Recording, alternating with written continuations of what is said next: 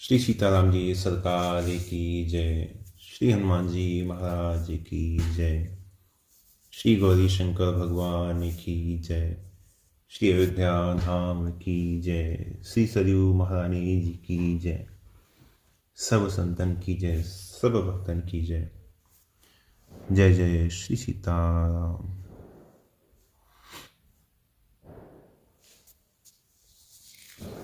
गोस्वामी जी एक जगह लिखते हैं, तुलसी पूर्व पापते हरि चर्चा न सुहात। कि पूर्व में यदि पाप हो तो भगवान की चर्चा अच्छी नहीं लगती, भगवान की कथा अच्छी नहीं लगती। अब तो ऐसा तो कोई जीव है नहीं, कोई भी जो कलिकाल में जन्मा है वो कहीं ना कहीं कोई ना कोई प्रारब्ध और कहीं ना कहीं पापों का, पुण्यों का संचय करने के बाद ही कलिकाल में आया है।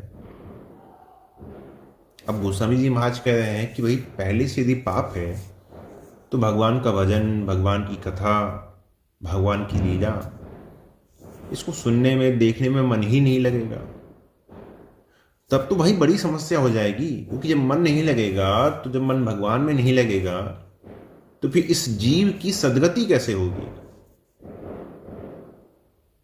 ये जीव नाम जप कैसे करेगा? ये नाम का आनंद कैसे लेगा? इसे भगवान की प्राप्ति कैसे होगी? ये जन्म मरण के बंधन से मुक्त कैसे होगा? आज भी समाज में सबसे ज्यादा जो समस्या है वो इसी बात की है कि लोग भगवान में लग नहीं पाते हैं, चाहते हैं लेकिन फिर भी लग नहीं पाते। तो जो पिछला जो सत्संग था वो इस बात पे था कि जो नए साधक हैं वो राम जी के स्वरूप को समझें। अब यहाँ गोस्वामी जी कह रहे हैं कि भाई पाप है तो भजन तो अच्छा लगेगा नहीं, लेकिन फिर भी सत्संग की बड़ी महिमा कही गई है। बड़े भाग पाई सत्संग, जो सत्संग है बड़े भाग्य से मिलता है ना। अब सत्संग बड़े भाग्य से क्यों मिलता है भाई? आजकल तो यूट्यूब पे जगह जगह हर जगह सत्संग मिल जाता है, या फिर कहीं धाम में चले जाएं तो कहीं किसी के पास चले जाएं सत्संग मिल जाता है। लेकिन फिर भी सत्संग की बड़ी महिमा कही गई है। क्यों?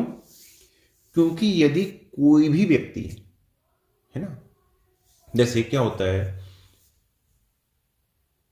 जीव का भगवान की कथा में जाना, सत्संग में जाना कोई बड़ी बात नहीं, सब पहुंच जाते हैं। लेकिन वहां पे पहुंचने के बाद वो करते क्या है? वही प्रपंच, वही संसार की बातें। और भाई साहब दुकान कैसी चल रही है, मकान बना नहीं बना, है ना, और माताओं बहनों में, और जी जी सब ठीक है, घर पे सब ठीक है, और उनकी लड़की की शादी हो गई, उनकी बहू के बेटा, यही सब चलता है ना। उनकी बहू ऐसी, उनकी सास, यही सब चलता है। ये कहां चल रहा है? कथा पंडाल में। और जो अकेले बैठा है वो थोड़ी देर बैठा, बैठा नहीं जा रहा, मन नहीं लग रहा, क्या सुना रहे हैं फालतू की चीज है, उठ के चल देता है। ये क्यों होता है? क्योंकि तुलसी पूर्व पापते हरि चर्चा न सुहात। ये पूर्व के पापों का जोर ही है जो आपको वहां बैठने नहीं दे रहा है, जो आपको वहां सुनने नहीं दे रहा है। लेकिन फिर भी यदि कोई व्यक्ति यत्न पूर्वक प्रयास करके, क्योंकि अपने उद्धार के लिए तो आप विचार कर सकते हैं करना है कि नहीं करना, तो यदि कोई व्यक्ति यत्न पूर्वक प्रयास से सत्संग में जाने लगे, भगवान की कथा में जाने लगे, बाहर जाके केवल बैठे सुनने का प्रयास करे प्रपंचों से अलग हटकर, तो वो भी धीरे धीरे भजन में लगने लगता है, धीरे धीरे वो भी भजन करने लगता है। एक व्यक्ति थे, तो वो क्या था उनकी आदत, वो साधु संतों की, महात्माओं की हंसी उड़ाया करते थे, उपहास करते थे। कहते थे अरे ये देखो, ये देखो, ये देखो कैसा साधु है, देखो कैसे कर रहा है, राम राम राम राम राम राम राम राम राम राम राम राम। उनमें एक खासियत थी कि वो नकल बहुत अच्छी जानते थे। तो लोग जानते थे कि ये अलग अलग लोगों की नकल बना लेते हैं, तो लोग को कभी किसी की नकल बनानी होती तो लोग उनसे पूछते, अरे भाई, अरे वो वाले महाज जी हैं, वो वाले साधु जी हैं, वो कैसे भजन करते हैं?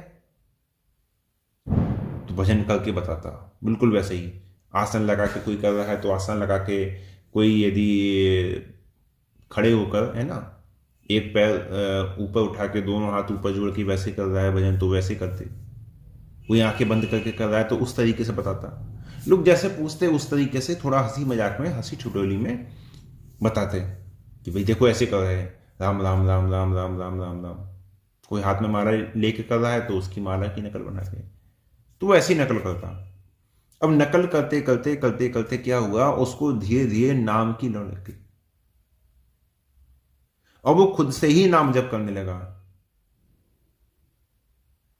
इसलिए तो गोस्वामी जी कहते हैं, भाई भाव कुभाव अनख आलसु, नाम जपत मंगल दिशित सहु।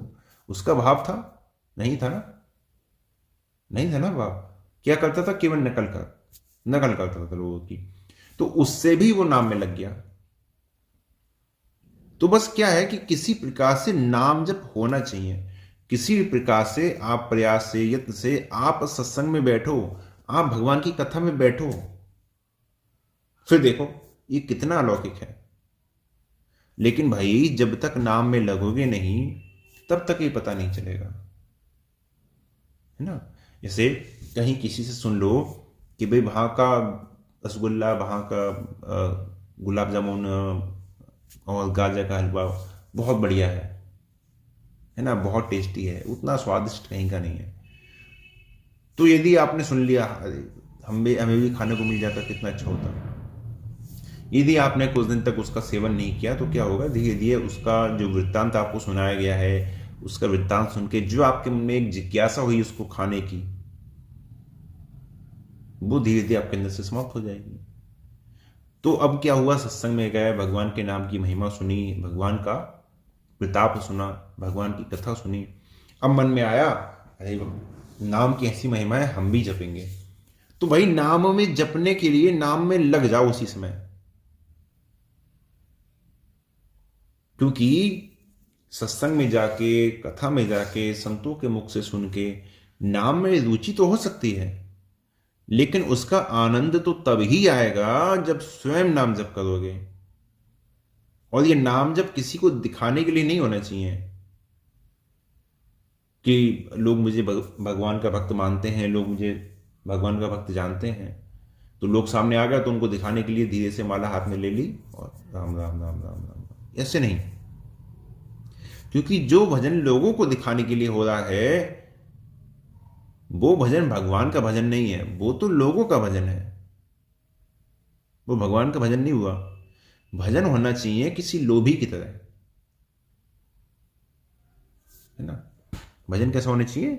लोभी की तरह। उसे लोभी को कभी भी, किसी भी समय, है ना, उठाकर कहीं भी ले जाओ, बस उससे एक बात कह दो कि देख भाई बहुत पैसा है, बहुत पैसा मिलेगा। फिर चाहे वो सो रहा हो, दौड़ रहा हो, थक गया हो, है ना, यहां तक कि किसी की अर्थी में ही क्यों ना चला गया हो, किसी की अंतिम यात्रा में ही शामिल क्यों ना हो, वो वहां से भी नजर बचा के भाग जाएगा। अरे पैसा, अच्छा पैसा मिलेगा, अच्छा कितना मिलेगा, इतना मिलेगा, चल चल चल चल।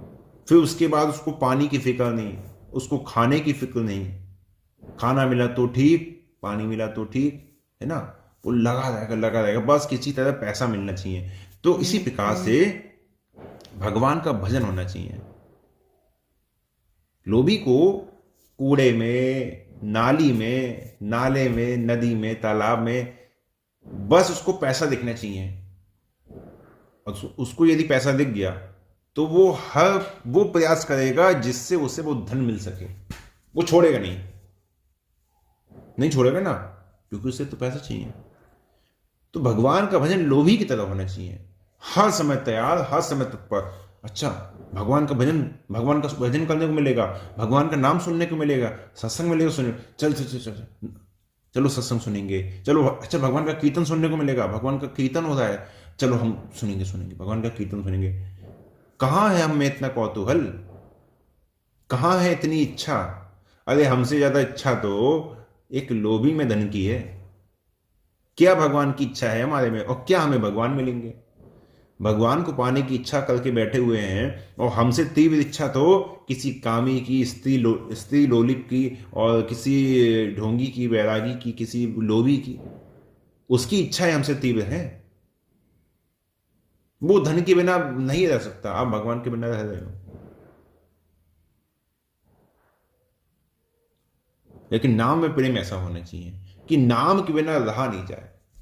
जैसे मछली है ना, जल के बिना रहती है, उसका जल से प्रेम है, वो जल के बिना नहीं रह सकती।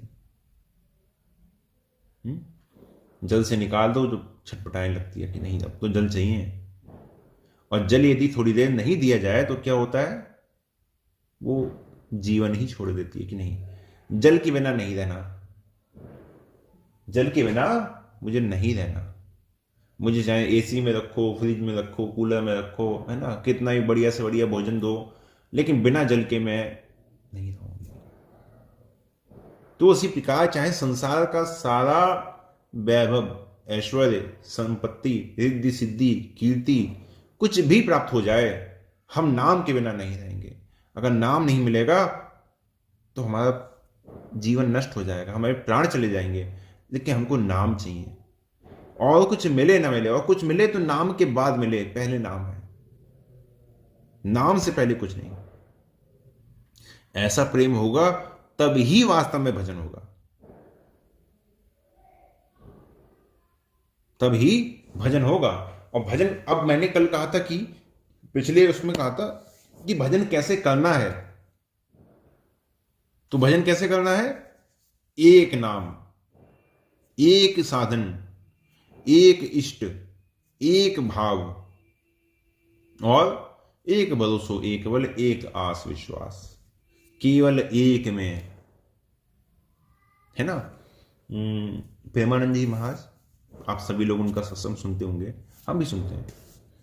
तो आज उनका एक सत्संग सामने आया, सत्संग में वो कह रहे थे कि किसी के जीवन पर, किसी के यदि प्राणों पर संकट हो तो ये मंत्र है, इस मंत्र का आप लोग जप करो, ये अचूक मंत्र है।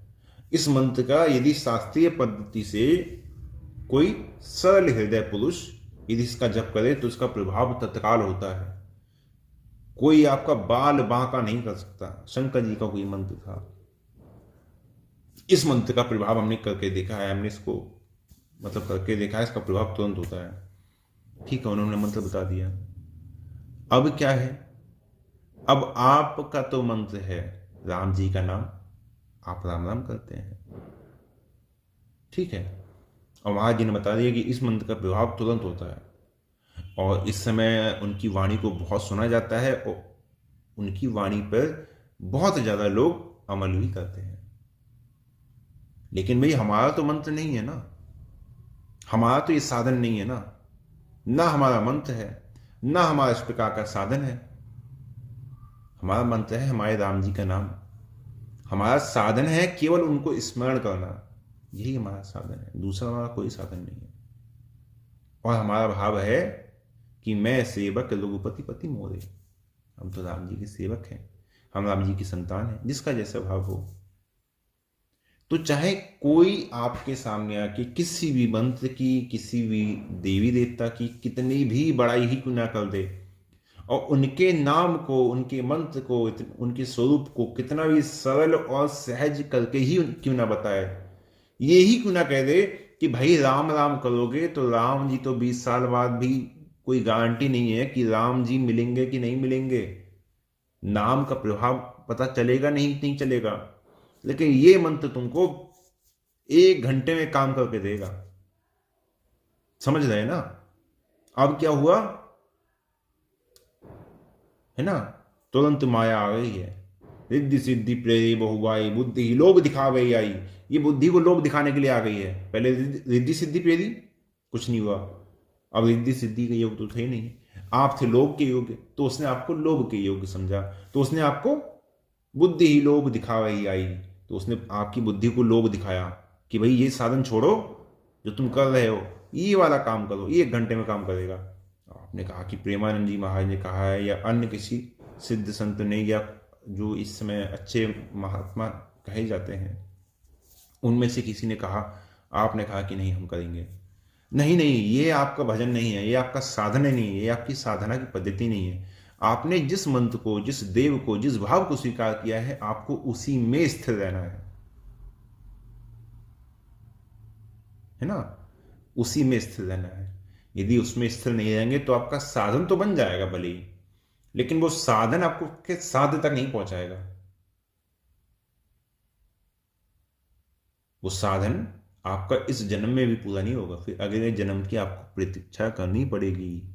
और आज अभी अवसर है, मंत्र है, साधन है, इष्टदेव है, नाम है, परिस्थिति है, अनुकूलता है, सत्संग है, समझ है। आज आपके पास सब कुछ है। हो सकता है कि अगले जन्म की परिस्थितियां विपरीत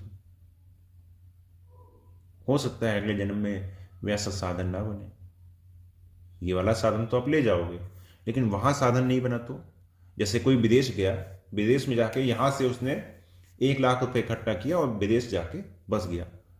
अब यहां से तो 1 लाख ले गए, अब विदेश में जाके कमाई हुई नहीं हुई। उसी प्रकार से भाई इस जन्म में तो अपने साधन कर लिए, यहां से आप अपना साधन, अपना भजन ले गए, अगले जन्म में नहीं बना तो। इसलिए अभी अवसर है, अभी अवसर है, हो जाओ शरणागत। स्वीकार कर लो शरणागति को, स्वीकार कर लो कि बस आपके हैं। और तब बड़े भाग्य पाइय सत्संगा, बिन ही प्रयास हो ही भव भंगा। तब उस स्थिति में बिन ही प्रयास हो ही भव भंगा, तब ये संसार सागर, संसार समुद्र, तब बिना ही प्रयास के ही पार कर जाओगे।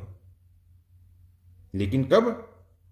जब भरोसा अपने पुरुषार्थ का नहीं, भरोसा केवल और केवल उनकी कृपा का होगा। सकल अंग पद विमुख नाथ, मुख नाम की ओट लई है तुलसी पर तीत एक, प्रभु मोर अति कृपामयी है। बस उनकी कृपा का आसरा, उनकी कृपा का भरोसा।